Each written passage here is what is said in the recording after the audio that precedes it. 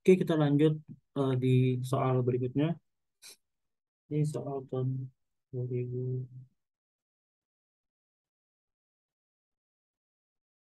Sudah.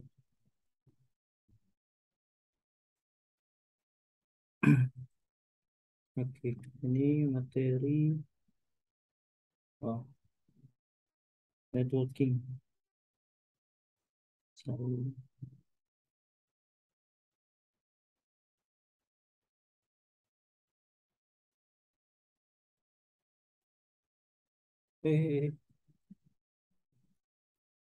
Nah, untuk tiga pertanyaan berikut, gunakan data di bawah ini. Jadi, ini ada data penjualan, beban pokok penjualan, saldo persediaan rata-rata, sama piutang dagang dan utang dagang. Asumsikan satu tahun adalah 360 hari. Nah, hitunglah perputaran persediaan dan piutang dagang. Jadi kan perputaran persediaan utang dagang. Soal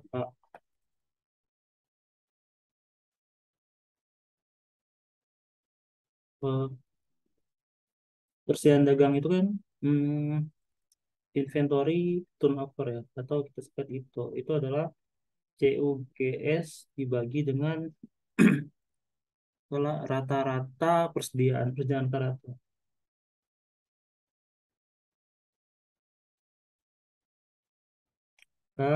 Bumbu kopi berarti kan 450 dibagi dengan 75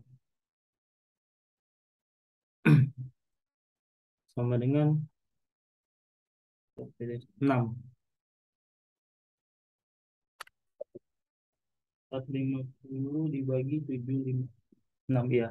6 kali. Nanti kita ini kan cuma disuruh ngitung. Nanti di UTS di soal tahun 2021 ada interpretasinya. Nanti sekalian dibahas di situ. Yang kemudian yang kedua adalah eh, piutang dagang. Hitunglah piutang dagang. Perputaran piutang dagang atau kita sebut account receivable turnover adalah COGS dibagi sorry bukan COGS. Kalau piutang dagang sales dibagi dengan piutang dagang rata-rata.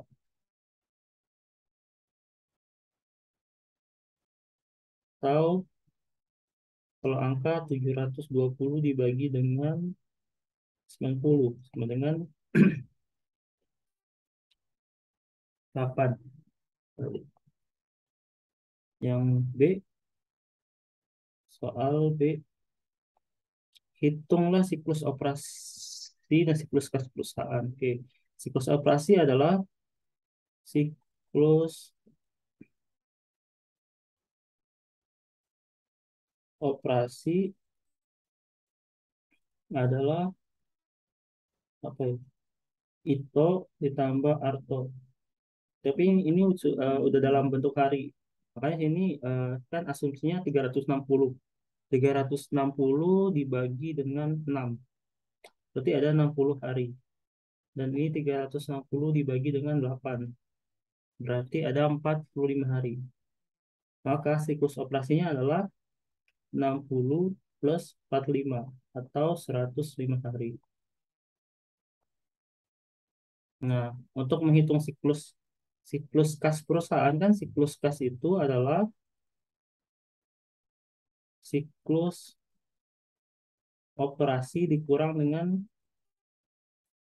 siklus utang ya.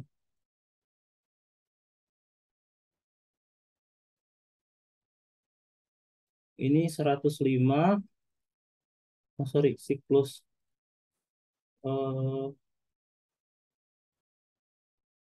iya, siklus kas kan ditanyakan. Nah, berarti harus harus hitung dulu siklus utang ya.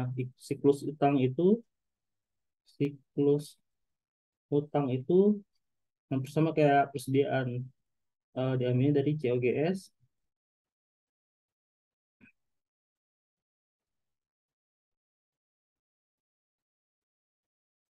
COGS dibagi dengan eh, rata-rata atau saldo ya, saldo piutang dagang rata-rata.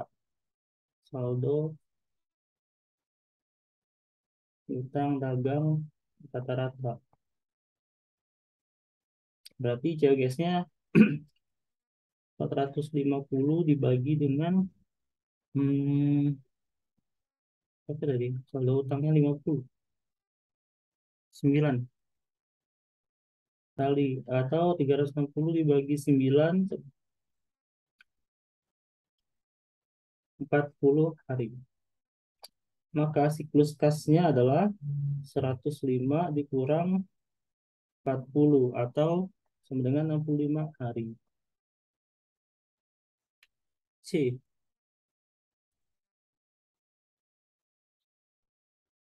Berapa banyak modal kerja yang diperlukan untuk persediaan barang dagang dan pinjam kredit? Berapa banyak modal kerja yang diperlukan?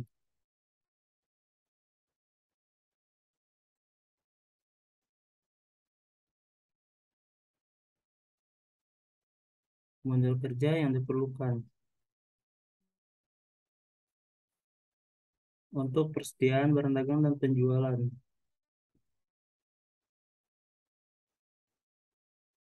Yang jadi soal C. Berapa banyak modal kerja yang diperlukan untuk pinjam kredit?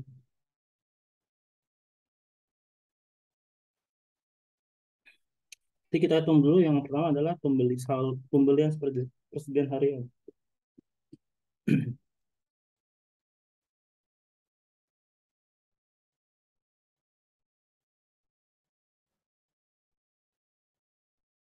Itu COGS dibagi dengan 360. Berarti kan 450 dibagi dengan 360 sama dengan 1,25. Terus tadi siklus kasnya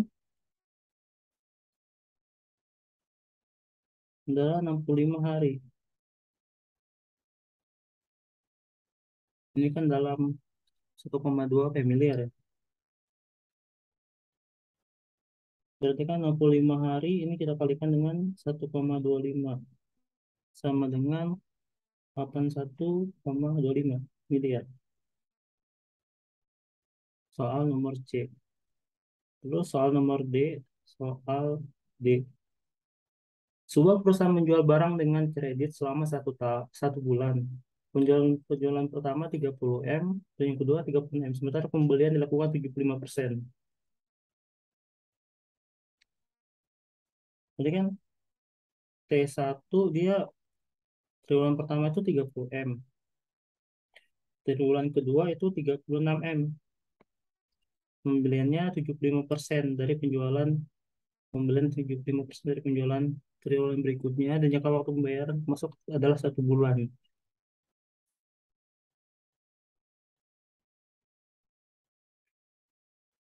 Yang ditanyakan adalah hitunglah jumlah uang dikoleksi dari pelanggan pada triwulan kedua.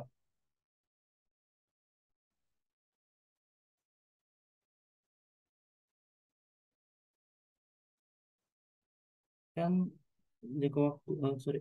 Sebuah perusahaan menjual barang dengan kredit selama 1 bulan. Kredit selama 1 bulan, oke. Kredit menjual, berarti kan pengembaliannya dia terima uang sebulan kemudian. Penjualan pada triwulan pertama adalah 30 M, dan pada triwulan kedua adalah 36 M. Berarti ini kan 1/3, sisanya itu adalah 2/3. Kita kalikan 30, kalikan 30. 10 sama dengan, eh, eh, 36 ya.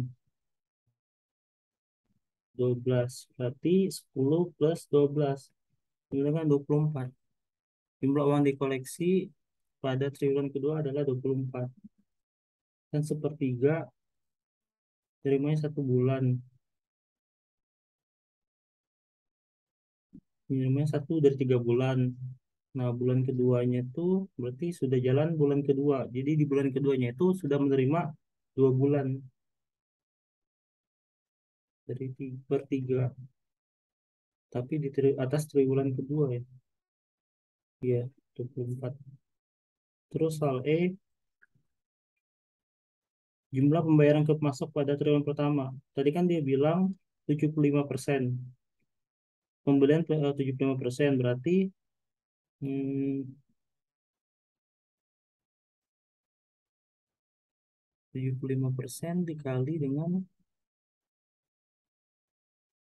karena kan, bentar, pembelian dilakukan dari penjualan triwulan pertama. Berarti kan 75% dari 10. Dari triwulan pertama, sorry, dari 10. Dari, iya, kan di triwulan pertama kita nerimanya 10.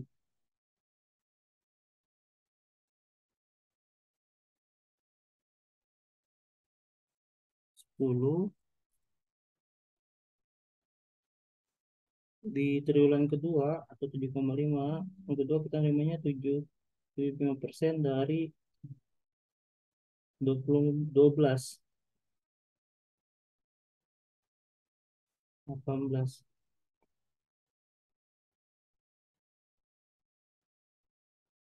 Maka kalau di total 7,5 plus 18, 25,5 M ya. Ini M. Ini adalah pembayaran 7,5 kali 24, 7,5 kali 24.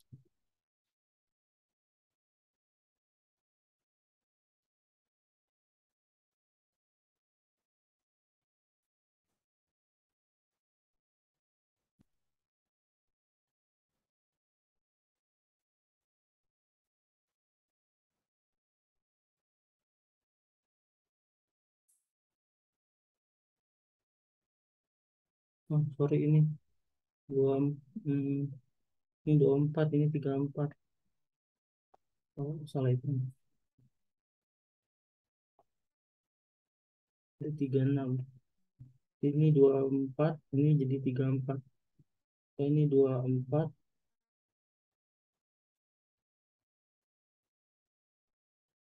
berarti kan 34 dikali 0,75. Ya, di atau 75% dikali dengan 34 ini.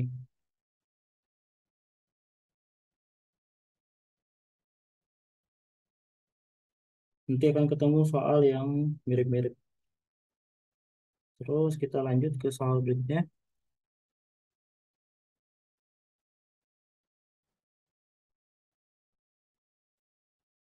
Soal bulan apa ya? April.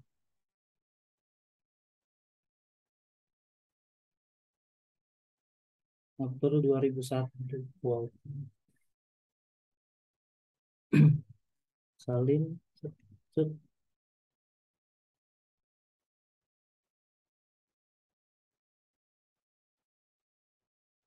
Oh, ini mirip nih.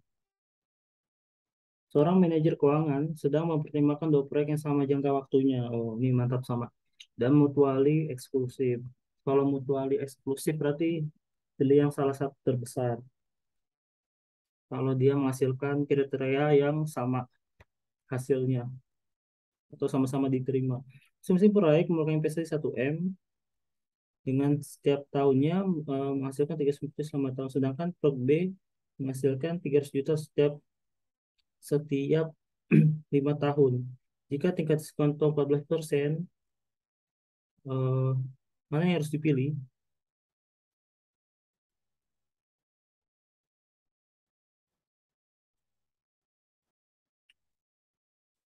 Nah, ini harus, sebenarnya harus pakai, kalau cuma ditanya NVV bisa langsung ketahuan. Tapi kalau ditanyanya IRR, coba deh, coba apa gitu. Soal A,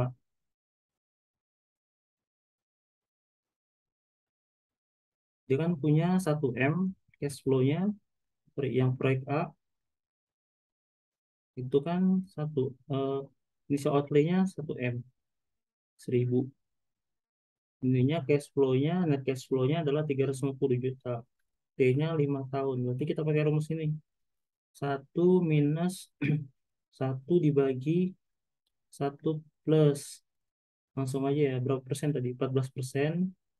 Pangkat 5 tahun dibagi dengan 14%.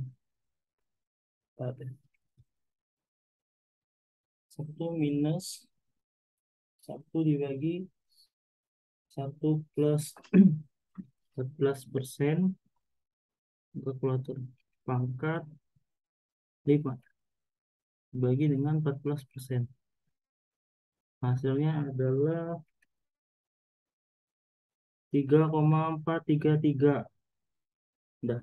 Ini kita kalikan dengan cash flow-nya 350 sama dengan dikali dengan 350. 1201,578339. Nah, ini kita kurangkan dengan initial outlay 1 M. Berarti NFP-nya adalah 201,578339 dalam juta. Jangan lupa. Sedangkan proyek B, initial outlay-nya sama 1000, cash flow-nya itu yang satunya lagi berapa tuh? 300 juta. Eh, hmm, terus T-nya sama 5 tahun. Nah, karena kita udah ngitung, karena tingkat tingkat diskontonya kan sama, berarti kan 3, berapa ya? Tadi, berarti kan PPIF-nya itu adalah 3,4330, berapa? Sekian lah. Lupa tadi. Ini kali dengan 300 juta.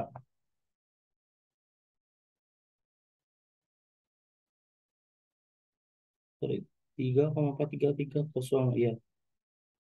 Dikali dengan 300, 3,43308.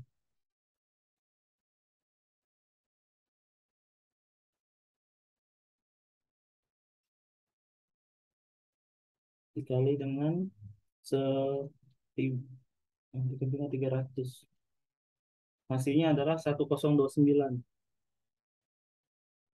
dikurangkan dengan initial outlay 1000. Ini 924. Berarti NPV-nya adalah berapa tadi ya? 29 juta ya.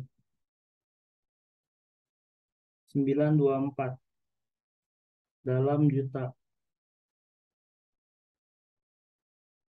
Jadi jawabannya adalah eh, proyek mana yang harus dipilih karena dia mutually eksklusif, maka adalah pilih yang MPV terbesar dan jangka waktunya sama nih. Berarti pilih MPV terbesar, yaitu proyek A.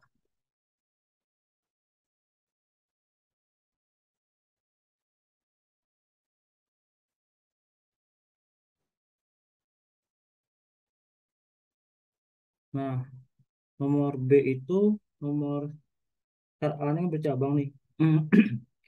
Kalau misalkan proyek B memberikan kas bersih 650 juta bukan 300 pada oh, jadi di akhir tahunnya itu hmm, nomor satu ini karena dia tidak meminta MRA ini karena dia tidak minta pakai NVP atau WRR, karena kan kita, secara teori kita tahu kalau NVP itu salah satu apa ya, metode terbaik ya untuk pengambilan keputusan. Jadi makanya pakai NVP. Kecuali dia diminta pakai RR. Tapi yang nomor B, 1B ini eh, karena cash flow-nya berubah, maka kita nggak bisa pakai pendekatan interpolasi. Jadi ini sebenarnya mau nggak mau harus harus coba-coba. Karena nanti cash flow-nya itu di nomor satu ya. Jadi misalkan tahunnya 0, 1, 2, 3, 4, 5.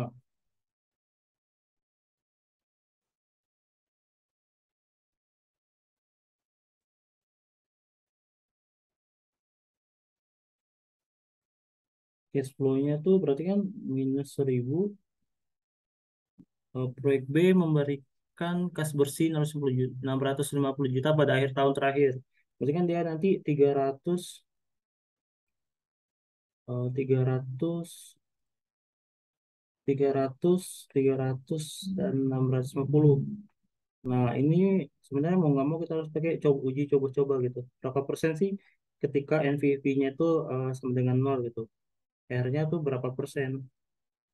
Nah, itu kita harus coba-coba. Ini kan untuk nentuin IRR-nya. Nah, kalau pakai rumus, rumus di Excel, mungkin atau pakai kalkulator keuangan, itu ketemu IRR-nya di 22%.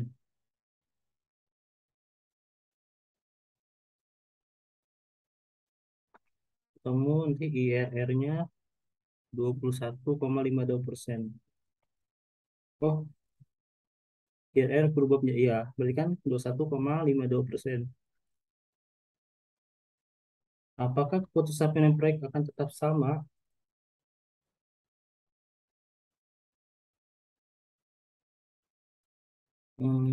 Oh, ini mau nggak mau ya harus dibandingin IRR-nya.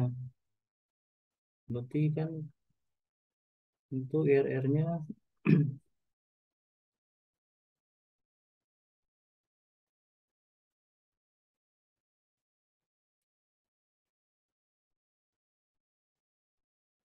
IRR-nya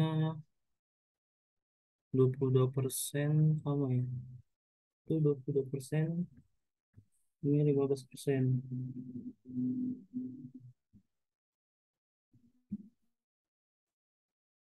Terus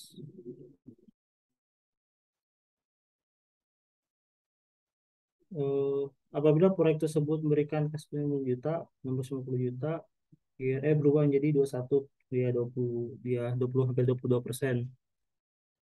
Nggak sama nggak? 1,52 ada 1,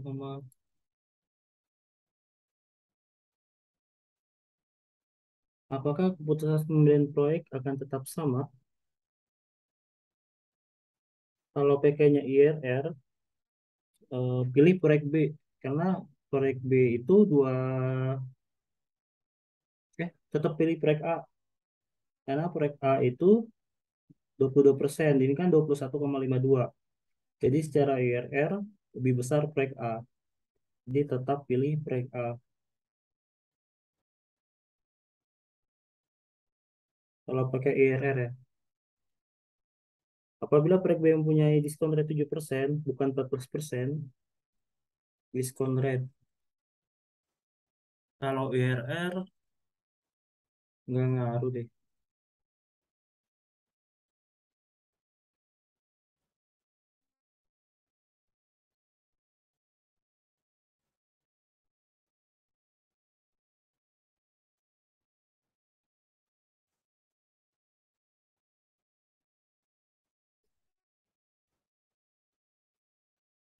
Jika pilih proyek B karena MPV terbesar dan IRR tetap, iya. Apabila mempunyai diskon rate,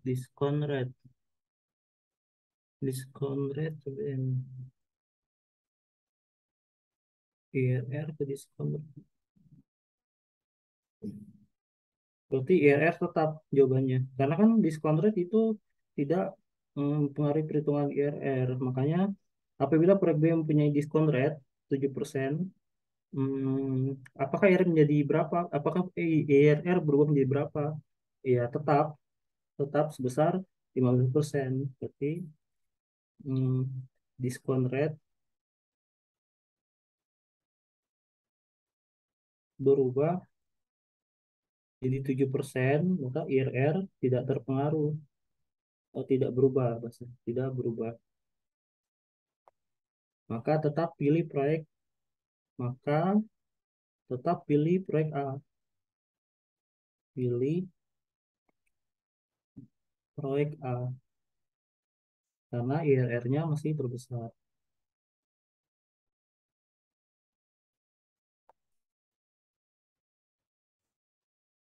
Oke. Terus eh, lanjut lagi. Berarti sudah jawab yang nomor satu. Nomor satu. Yang A sudah, yang B itu ditanya apa? Oh, B. paman hendak memberikan hadiah ponakannya sebesar 20 juta yang diberikan pada akhir akhir 2 tahun yang akan datang.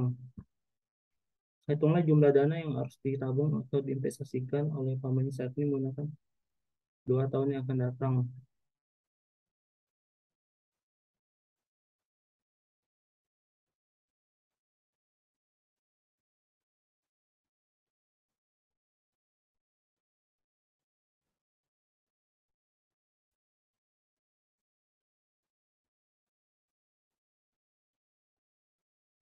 Paman hendak memberikan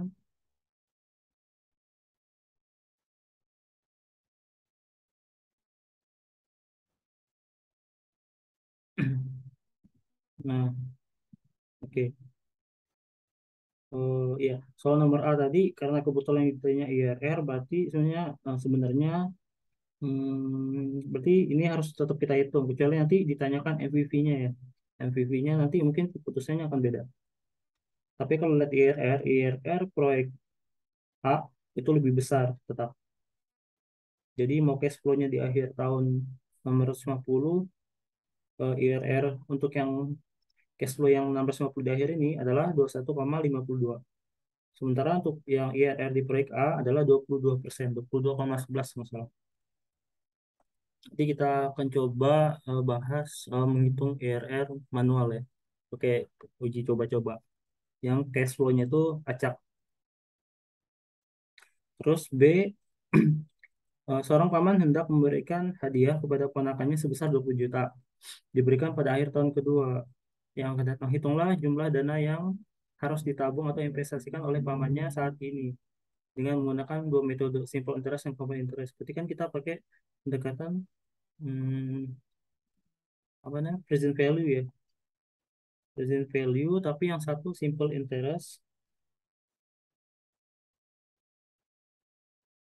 yang satu compound interest bunga berbunga. Compound interest. Nah, kalau yang simple berarti kan present value sama dengan FP dibagi satu plus R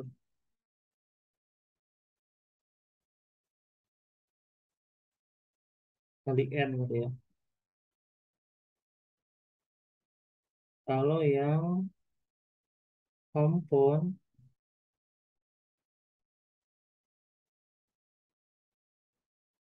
adalah satu ditambah R N pangkat T ya bilang. Ketika present value dia kan di future value-nya itu di tahun kedua, di ke tahun kedua itu dia berarti menerimanya 2 tahun kemudian. Berarti kan nilai yang akan nilai di masa depan adalah 20. Terus kita bagi satu plus R-nya. Hmm, kok nggak ada R-nya? Hmm, itu jumlah dan ini harus ada R-nya. Yang misalkan berapa ya? 10%. Berarti satu plus 10% dikali dengan 2 tahun. Bukan, ini kan kalau kalkulator 20 dibagi satu plus 0,1, satu plus 0,1 dikali 2,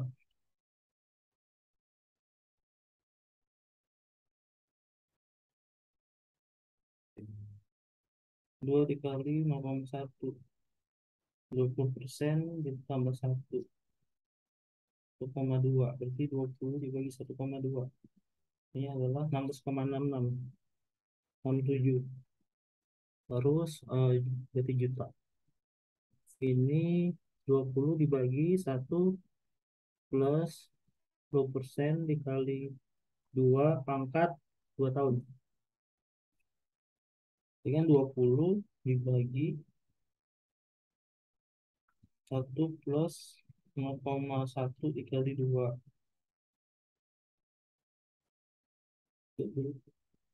pangkat ya sorry, pangkat 2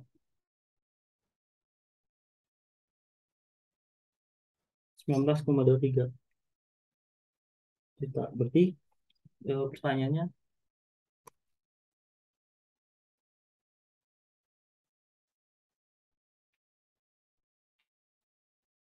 pertanyaannya tadi. Dengan menggunakan dua metode dari kedua metode di atas, manakah metode perhitungan bunga yang paling menguntungkan si keponakannya? Jelaskan. Jelaskan. Yang paling menguntungkan adalah menggunakan, kan itu nerima ya, berikan hadiah. Iya, ya jelas yang paling besar.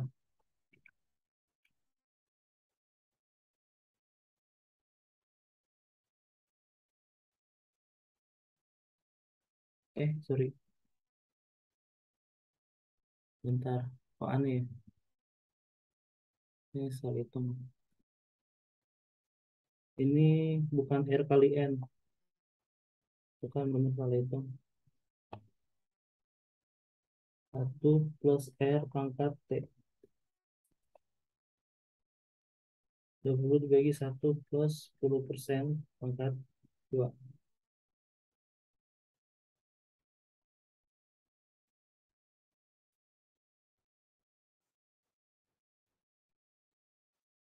Oh, iya, sorry. 16,52. Nah, kalau present value kan konsepnya adalah pilih yang paling kecil ya, 16,52. Jadi kan nilai sekarang itu, kalau kita nabung ya, kita store itu cuma 16,52. Pilih yang paling kecil, 16,52 jadinya di 2 tahun ke depan 20. Sedangkan yang 16,67 kalau pakai sampel, hasilnya sama nih, ujungnya di sama-sama 20. Ya mending kita pilih yang paling kecil karena di awal kita nyetornya lebih sedikit gitu. Terus ya udah. Oke, sekarang lanjut yang nomor C. Nomor C itu pas lagi di soal.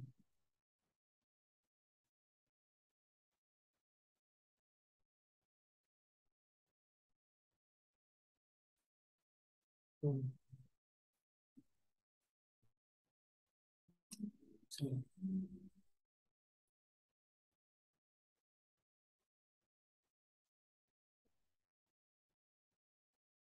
Error.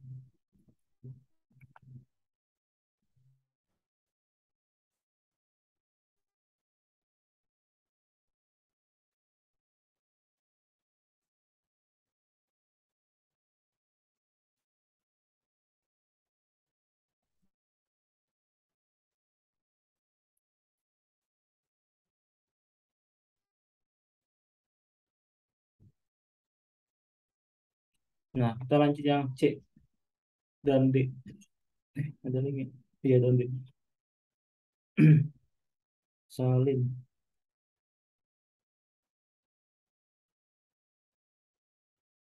Oke. Nah, yang C, hitunglah kredit efektif. Oke. Pertama, hitunglah bunga efektif dari kredit 2/20 N50. Nah, berarti kan kita tulis di sini adalah yang nomor C,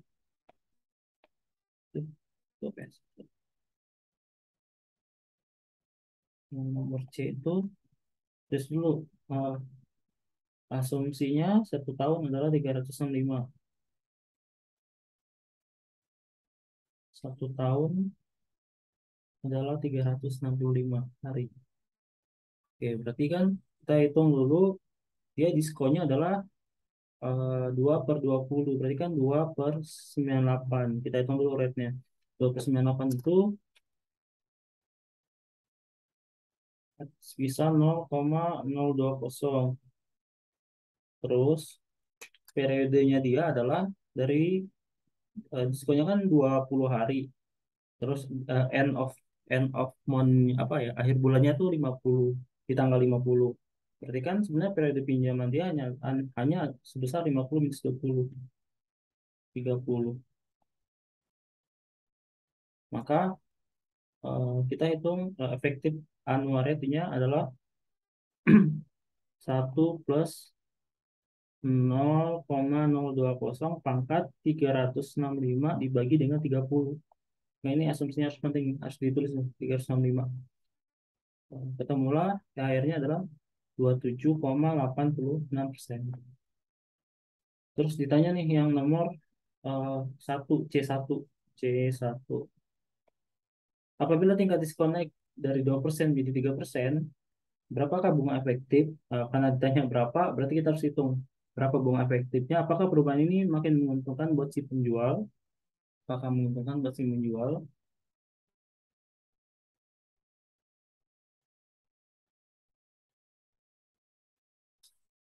Hmm, seharusnya nanti harus dibandingkan, harus dihitung ya. Apakah menguntungkan buat si penjual? Apa ini makin menguntungkan? Ini nggak tahu buat penjual atau buat pembeli. Buat si penjual jelaskan terus. Ya, berarti nanti balik lagi konsep ini harus dibandingkan dengan kalau dia seandainya bayar cash ya. Coba deh nanti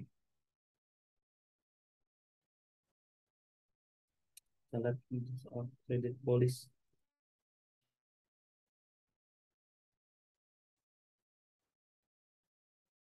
Iya harus dibandingkan kalau dia seandainya bayar cash untung yang mana.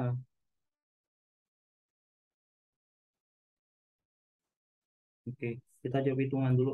Hitungan berarti kan dia naik dari 3%, berarti 3/97.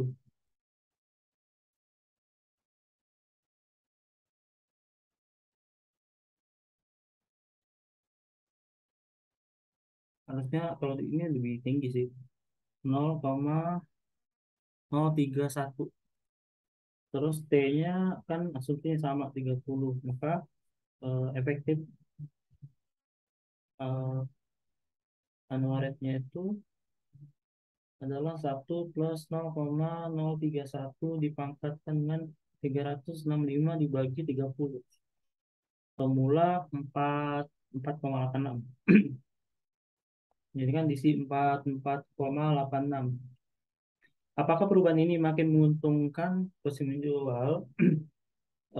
Ya tadi harus dibandingkan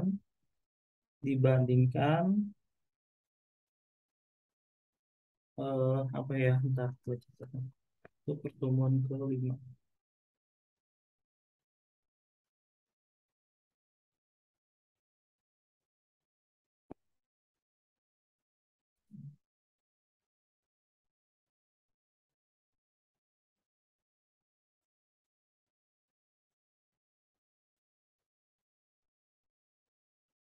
Itu harus dibandingkan dengan kalau menjual penjual itu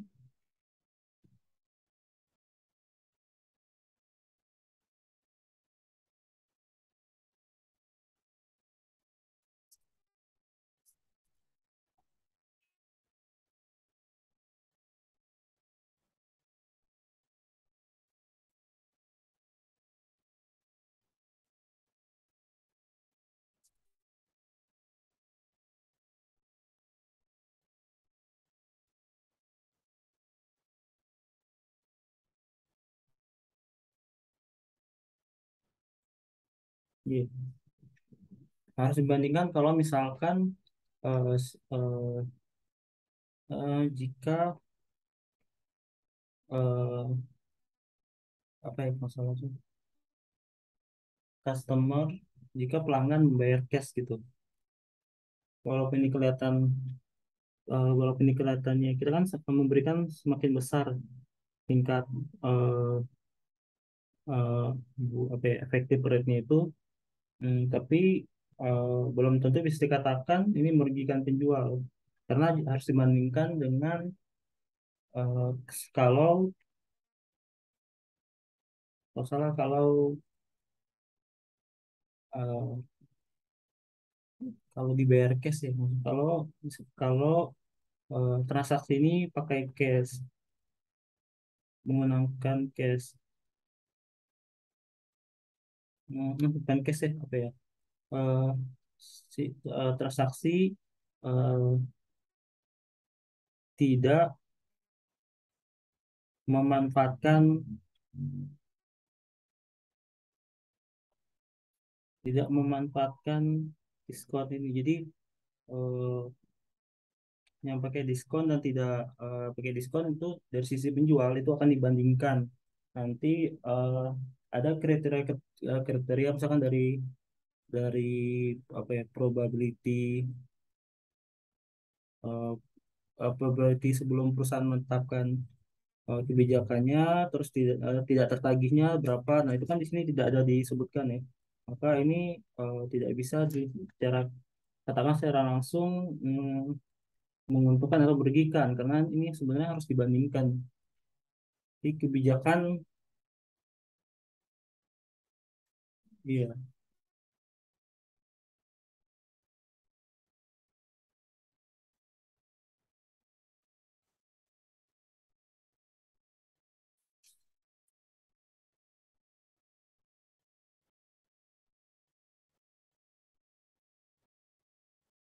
iya harus dibandingkan dengan eh, kalau kemarin new policy dengan new policy dengan current policy-nya.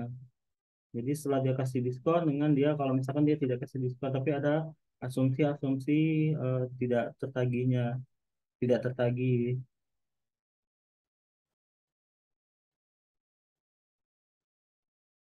Oke. Nah, terus nomor D.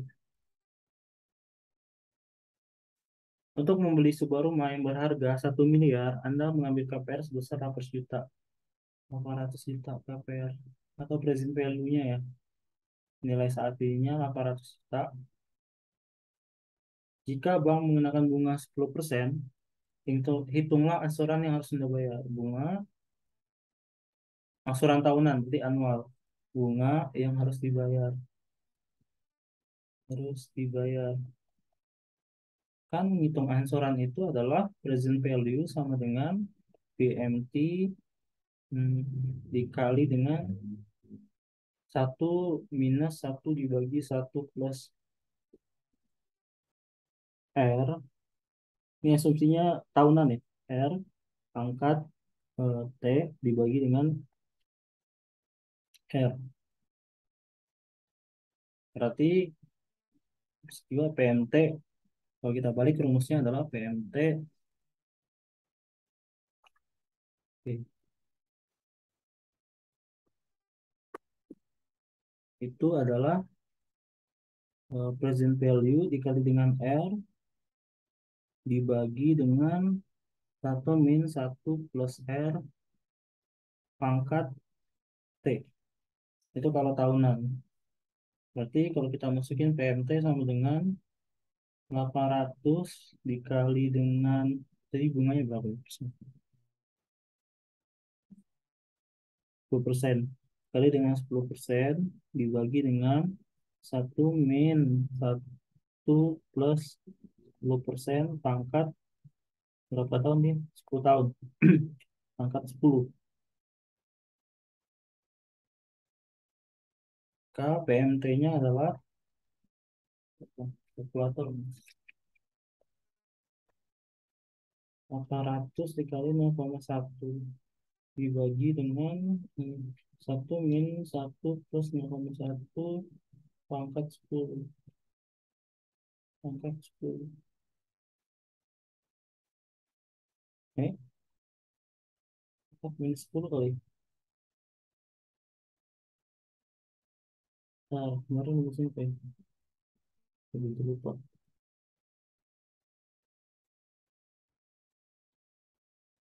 Oh iya minus atau ini minus ya, minus T.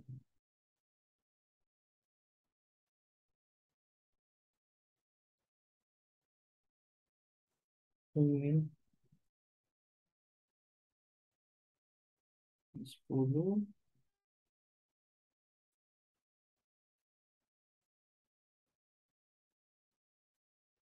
satu ini 10 5.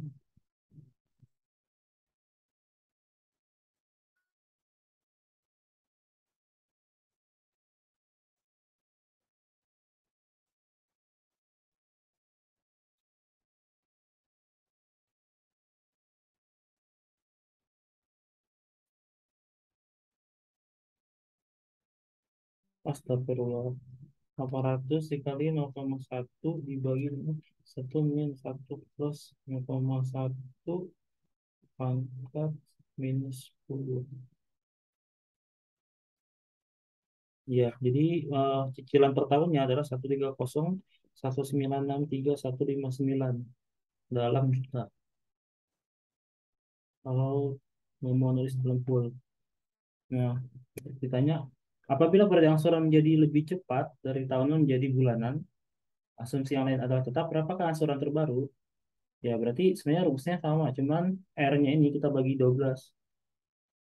PV sama VMT dikali dengan 1 min 1 per 1 plus R per 12 minus T-nya kita harus kali dengan 12 dibagi dengan R per 12.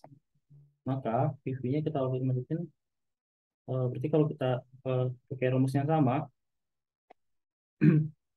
PMT-nya adalah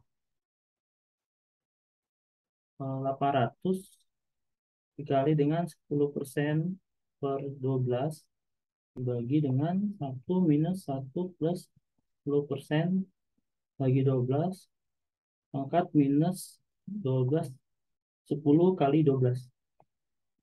Maka PMT-nya adalah 10,572,058,95.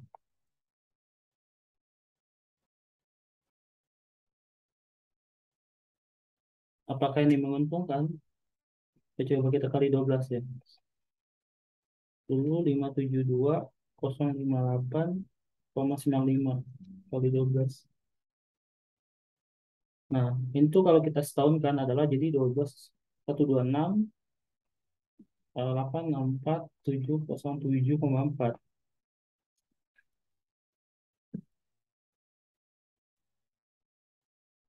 Berarti menguntungkan bulanan.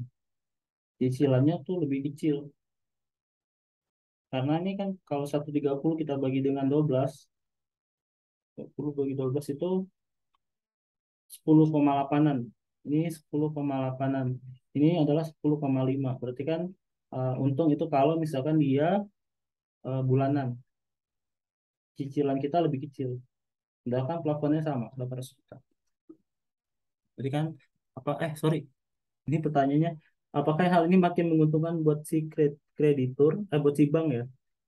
Sorry, kalau buat si bank itu kalau misalkan sampai 2 bulan, tidak, bank dapatnya lebih kecil. Jadi jawabannya tidak menguntungkan. Kalau dia dari sisi sisi nasabah itu menguntungkan. Kalau dia pakai bulanan itu tidak menguntungkan.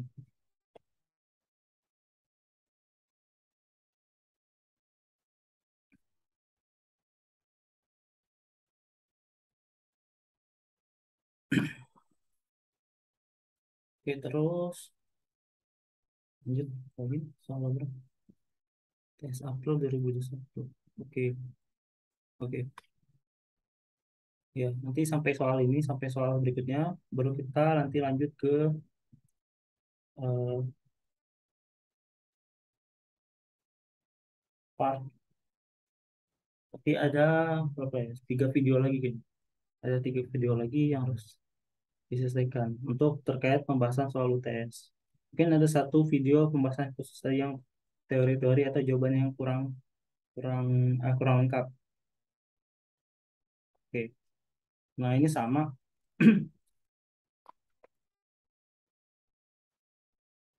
Hitunglah siklus operasi dan siklus kas perusahaan. Jadi jangan lupa soal soal A, eh, siklus operasi adalah eh, kita inventory ditambah account receivable. Tadi inventory turunannya apa? Berarti dari 300 COGS dibagi dengan inventorinya, rata-rata inventory. Inventory rata-rata. Terus artonya atau account receivable-nya adalah sales dibagi dengan rata-rata piutang. Nah, terus berarti kan COGS, COGS, berarti kan COGS-nya itu adalah 450 dibagi dengan inventorinya. Inventorinya itu 75 tambah salesnya itu 900 dibagi dengan piutang 90. Kemudian siklus kasnya itu ini 6, ini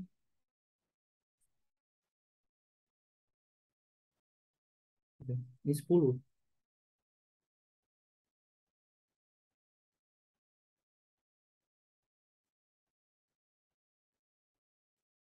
Iya. Terus ini kalau kita bagi 300, tadi kita pakai berapa ya?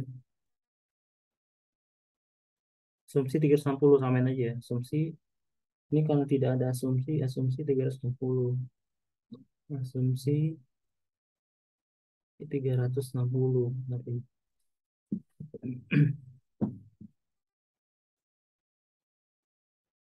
jadi kan 360 dibagi 6, ini kan 6 kali, 10 kali.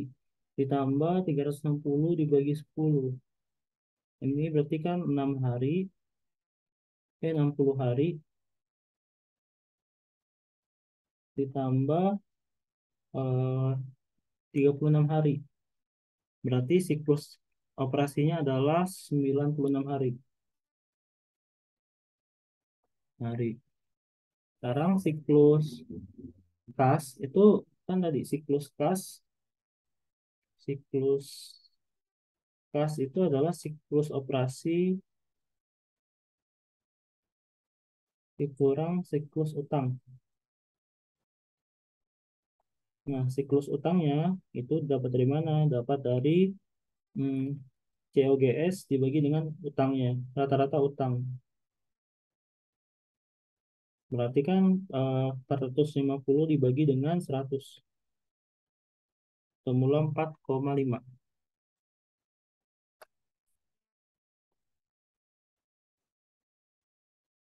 Ini dibagi dengan 360 dibagi 4,5. 80 hari. 80 hari. Nah, kalau dimasukkan berarti kan siklus operasi 96 hari dikurang 80 hari. Ketemunya adalah 14 hari ya. Oke,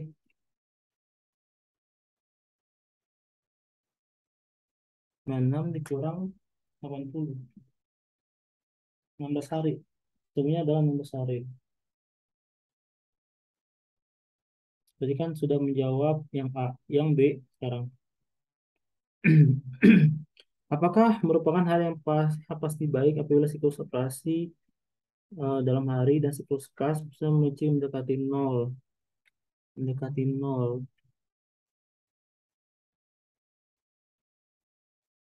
Nah, apakah merupakan hal yang pasti baik apabila siklus operasi atau hari mendekati nol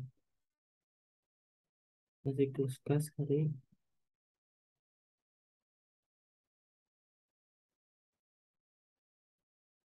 Berarti kan siklus utangnya akan lebih besar. Kalau misalkan eh nol nol, terusnya mendekati nol,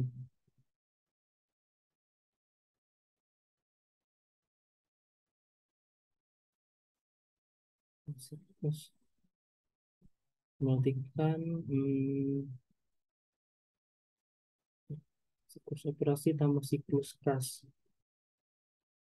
Kan kalau dibalik rumusnya dengan eh, eh,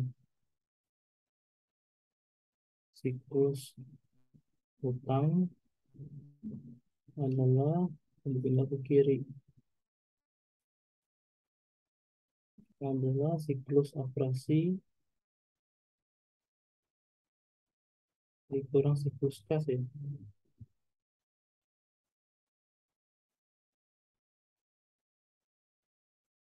Hmm. Nah, gimana kalau kalau ini mendekati nol? Cuma itu dicek ya. Nanti kan siklus utangnya itu akan semakin semakin kecil siklus utangnya. Kalau misalkan karena kan siklus utang itu eh, siklus utang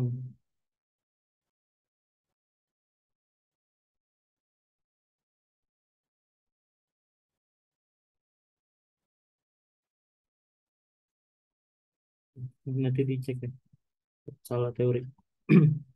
Nah, terus lanjut yang nomor berikutnya.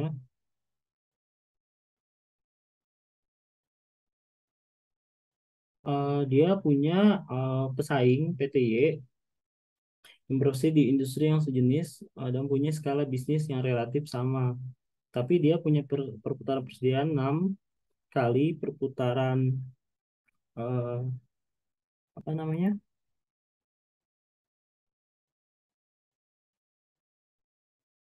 Perputaran persediaan 6 kali perputaran apa ini namanya?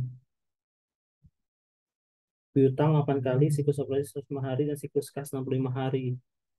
Oke. Manakah yang lebih baik? Jadi kan kita harus membandingkan. Yang pertama adalah dia pakai manajemen piutang kriterianya. Kriteria manajemen piutang. Nah, eh, perputaran piutang dia kan 8 kali. Terus yang perputaran piutang yang PTX, ini kan PTX. PTX itu kan 10 kali. Nah, manakah yang lebih baik 10 kali dengan 8 kali? Atau kalau kita pakai hari ya. Misalnya kita pakai hari, ini PTX, PTY. Atau sorry, PTY, PTX. Aja. PTY ini tadi dia 8 kali. 8 kali perputaran piutangnya. Kalau kita bagi 360 bagi 8 berapa hari ya? 45 hari. PTY 45 hari. PTX itu dia adalah 36 hari.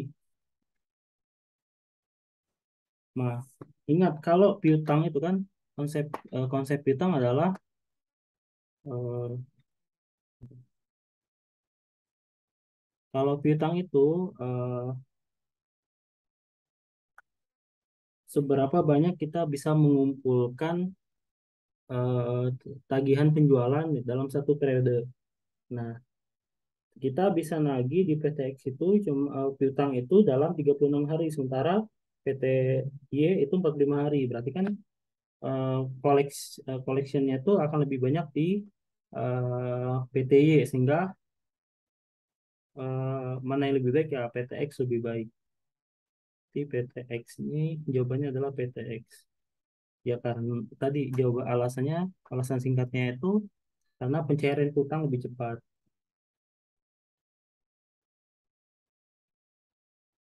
Utang lebih cepat. Yang kedua, manajemen hutang. Utang. Manajemen hutang itu kan kalau PTX kita udah ngitung nih 80 sorry berapa? Iya, 80 hari. 80 hari. Nah, terus kalau yang oke. Nah, eh, manajemen hutang ini kan tadi manajemen hutang itu adalah rumusnya adalah siklus operasi dikurang siklus kas. Nah, ini udah diketahui ini siklus operasi dan siklus kas. Kalau kita kurangkan itu kan jadi 40 40 hari. Manakah yang lebih baik? Karena kan kalau utang prinsipnya adalah semakin kita lama membayar itu mungkin lebih baik. Ini eh, karena waktu pembayaran lebih lama ya, maka yang dipilih adalah PTX. Karena waktu pembayaran utang lebih lama.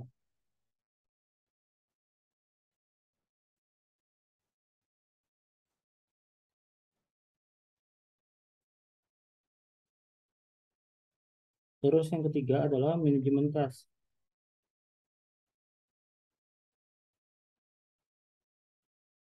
kas itu oke.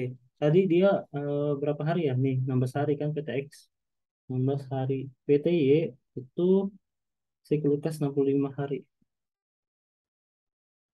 Manakah yang lebih baik? PTX atau PTY?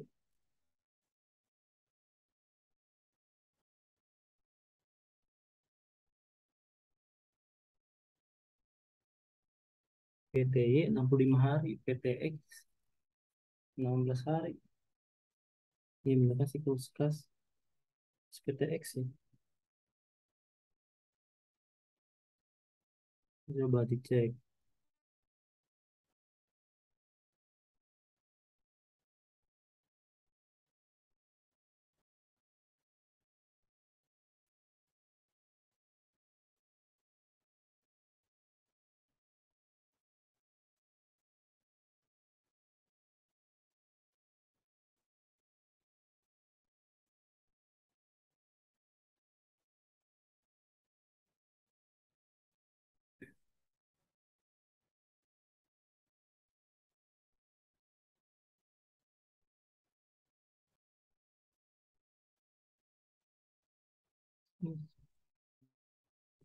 Siklus kasnya itu 65. Kalau misalkan PTX itu adalah 60. Berarti kan PTX lebih baik. Karena waktu penerimaan kas lebih cepat.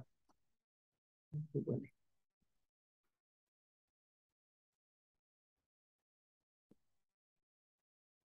Kalau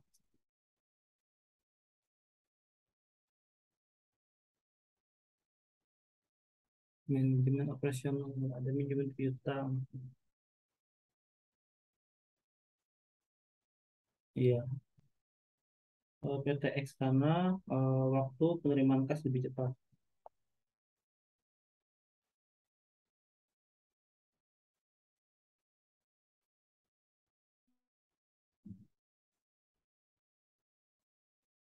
Lebih cepat.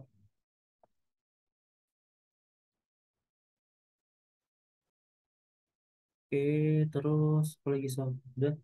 Oke, sekian video. Nanti kita lanjut di mungkin ada 3 video lagi terkait dengan keputusan pendanaan nanti RWACC, terus sama terakhir oh ini misalnya ada soal yang 2022, terus ada soal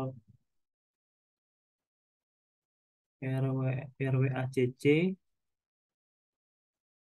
yang apa ya, nilai perusahaan saat sebelum dan sesudah berutang, sebelum restrukturisasi dan sesudah, dan berapa harga sahamnya. Terus nanti ada video terkait dengan apa ya, eh, menghitung kemarin apa sih? Nilai perusahaan. Oh ya, pakai yang FCF method.